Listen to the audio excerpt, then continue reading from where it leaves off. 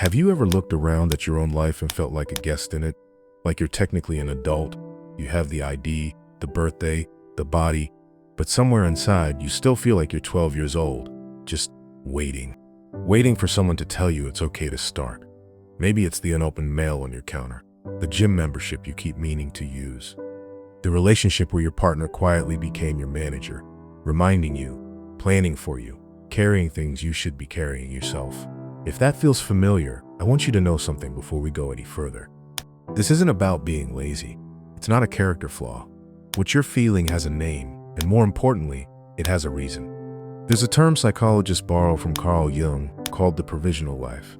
It describes someone who treats their current life like a rehearsal, not the real thing. The messy apartment, the job that doesn't matter yet, the relationship that isn't the one. All of it feels temporary, like your actual life is still coming, somewhere down the road, once you finally figure things out. But here's the quiet, uncomfortable truth. This is it. This is your life. And the longer you wait in that room, telling yourself it doesn't count yet, the more it becomes the only room you'll ever know. That's not a punishment. It's just what happens when we're afraid to start. So why does this happen to so many capable people?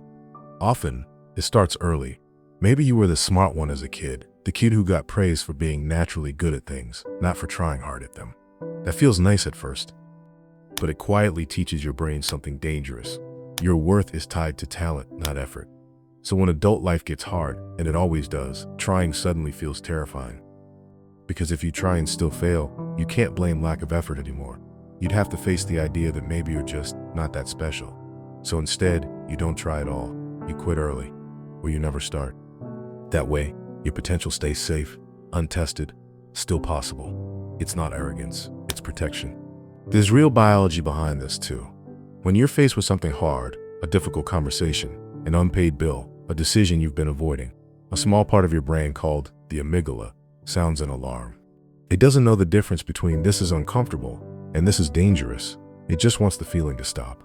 So you avoid it, you open your phone, start a game, scroll for an hour. And almost instantly, the anxiety drops. Your brain notices that. It quietly writes down a rule. Avoiding equals relief. Do that enough times, and it stops being a choice. It becomes your default setting. Not because you're weak, because your brain has been trained over and over that running away works. This pattern doesn't just stay inside your head. It leaks into everything around you. Relationships are usually where it shows up first. Slowly, without anyone deciding it on purpose, one person starts carrying the weight of both lives, the appointments, the planning, the emotional load. And something strange happens. Attraction fades. Not because love disappears, but because most people can't stay romantically drawn to someone they have to parent. Even the comfort itself, the gaming, the scrolling, the numbing out, isn't really about fun anymore at that point. Sometimes it's the mind's way of hiding from a feeling that's too heavy to sit with. That's not indulgence. That's a nervous system trying to survive. Here's the part that matters most.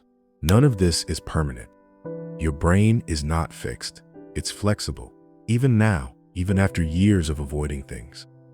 Every time you do something small and slightly uncomfortable on purpose, answer the message you've been dreading. Do the dishes without being asked. Sit with a hard feeling instead of numbing it. You're not just completing a task.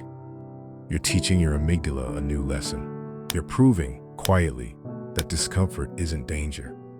You don't need a dramatic transformation.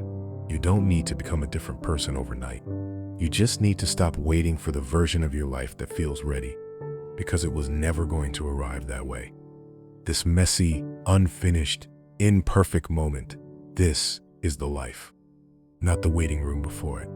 And the strange, hopeful truth is this: the moment you stop waiting to begin, you already have.